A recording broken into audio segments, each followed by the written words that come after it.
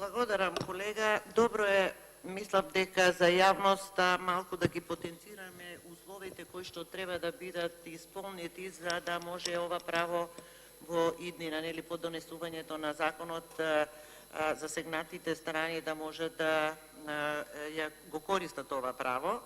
И затоа го потенцира, мислам дека тој факт, односно токму тој услов 65 години не го потенциравте.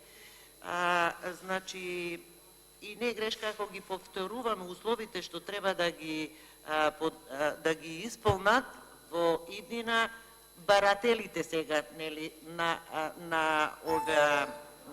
барателите на ова право, нели, оние што ќе може да го користат ова право.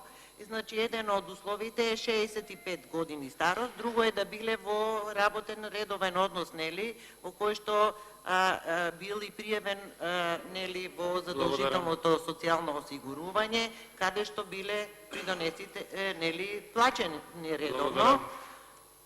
Завршите се. Толку ли велите? Благодарам.